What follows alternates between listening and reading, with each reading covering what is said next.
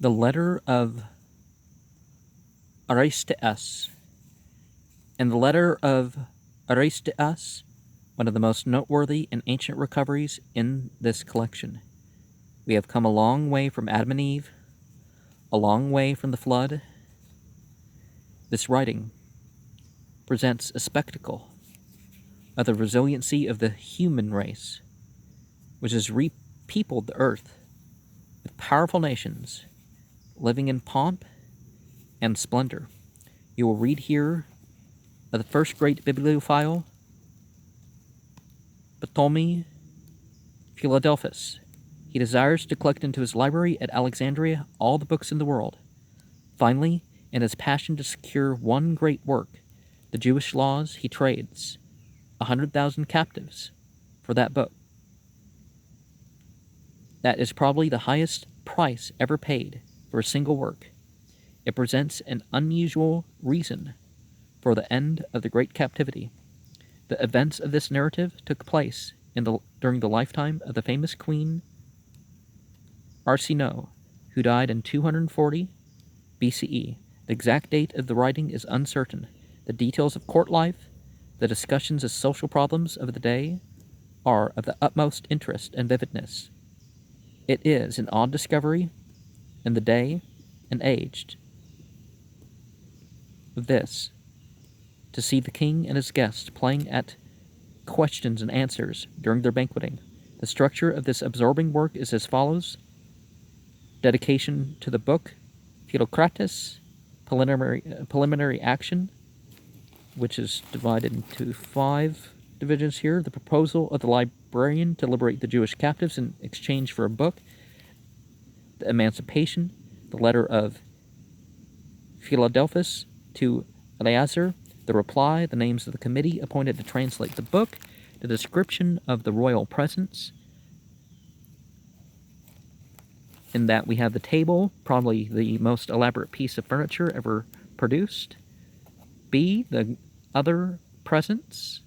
I don't know. We'll see when we get to that whether it compares to the Nokian material, right? Then we have the description of Jerusalem in 5 parts: the temple and the waterworks system, the ceremony, the citadel, the city, the countryside.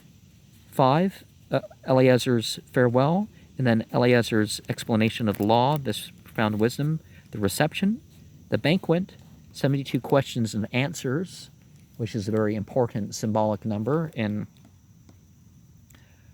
well, rabbinic Judaism, and certainly Judaism by name had yet to arise in the period of being talked, when the period of this was being talked about. The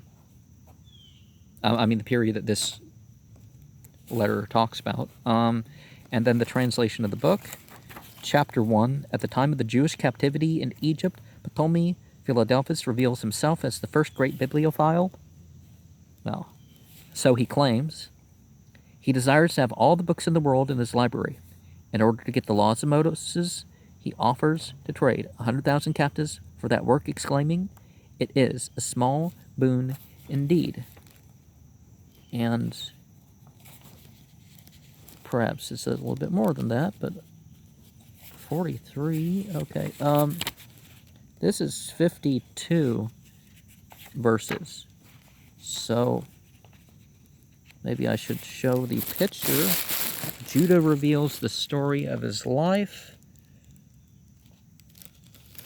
There's reason to think that maybe the Jewish scripture was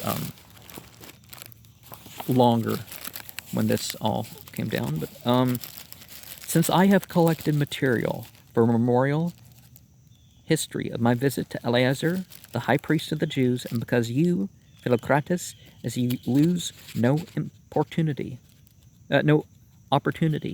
of reminding me, have set great store upon receiving an account of the motives and object of my mission, I've attempted to draw up a clear exposition of the matter for you, for I perceive that you possess a natural love of learning, a quality which is the highest possession of man, to be constantly attempting to add to his stock of knowledge and acquirements, whether through the study of history or by actually participating in the events themselves.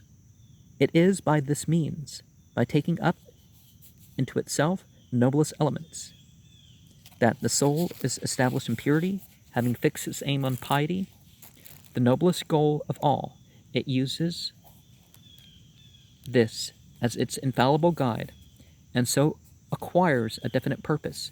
It was my devotion to the pursuit of religious knowledge that led me to undertake the embassy to the man I have mentioned, who was held in the highest esteem by both his own citizens and by others, both for his virtue and his majesty, and who had in his possession documents of the highest value to the Jews in his own country and in foreign lands for the interpretation of the divine law, for the laws are written on leather parchments in Jewish characters.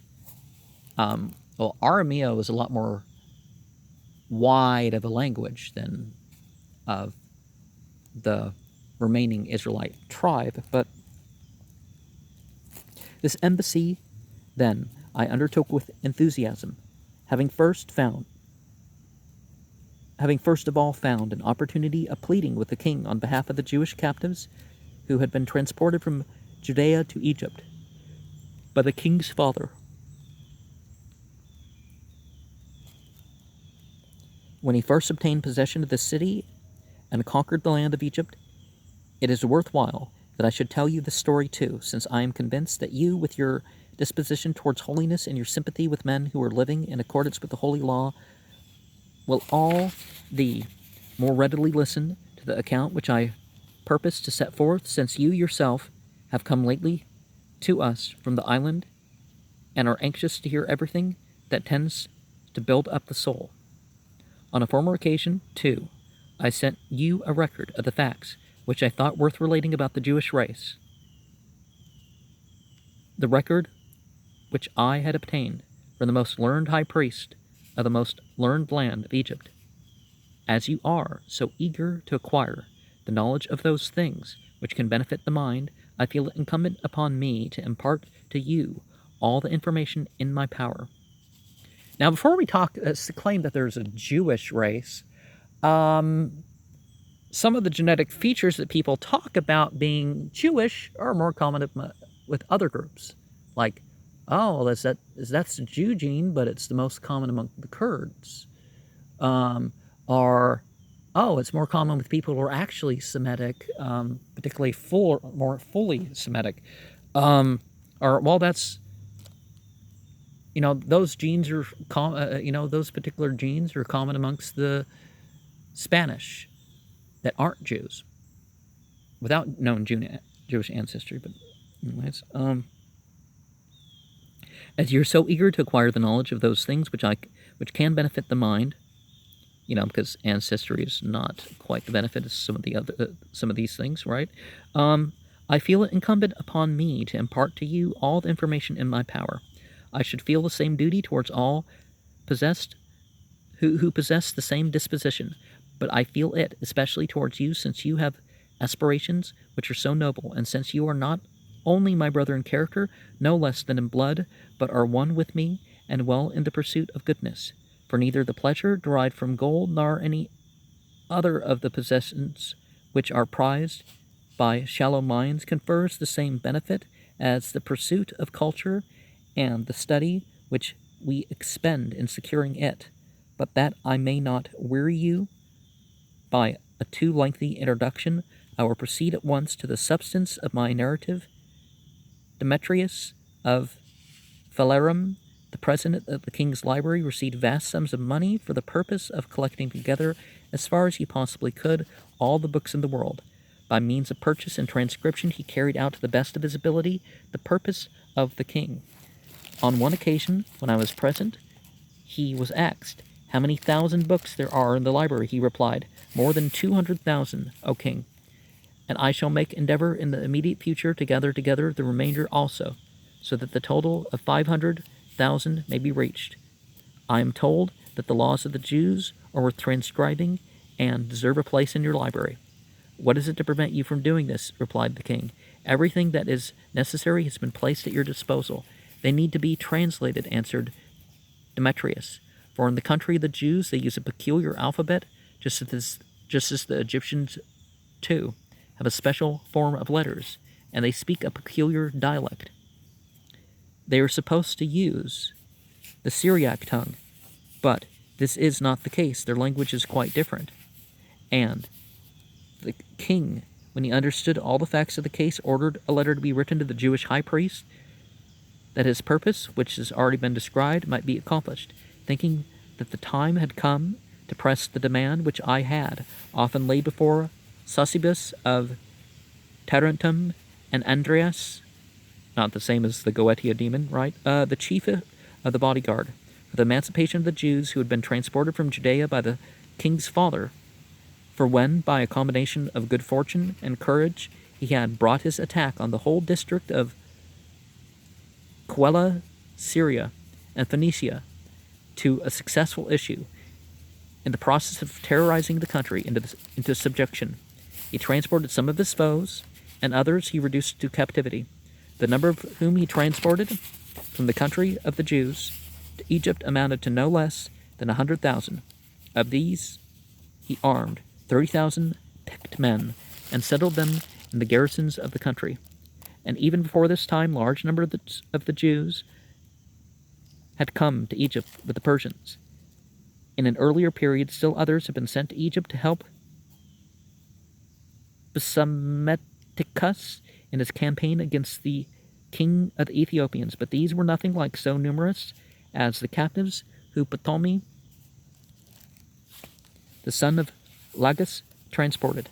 As I've already said, Ptolemy picked out the best of these men who were in the prime of life, distinguished for their courage, and armed them, but the great mass of the others for those who were too old or too young for this purpose, and the women too he reduced to slavery, not that he wished to do this of his own free will, but he was compelled by his soldiers.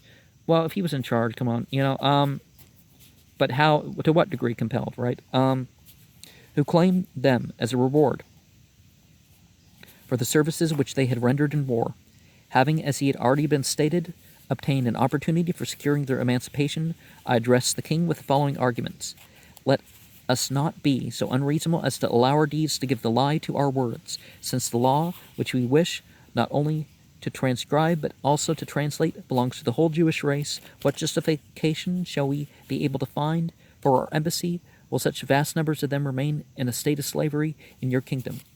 In the perfection and the wealth of your clemency, release those who are held in such miserable bondage, since, as I have been at pains to discover, the God who gave them their law is the God who maintains your kingdom. They worship the same God, the Lord and Creator of the universe, and as all other men, as we ourselves, O King, though we call him by different names such as Zeus or Dis, and that's part of the thing too, is that Zeus is really a word for God. If we drop the personifications and all that other stuff, every nation has God at its head, really. I guess there's Satanists, but that you can say, not that things. Of course, they think that consider Satan as the real God, if you're going to talk that way. So, yeah. This name was very appropriately bestowed upon him by our first ancestors in order to signify that he, through whom all things are endowed with life and come into being, is necessarily the ruler and lord of the universe.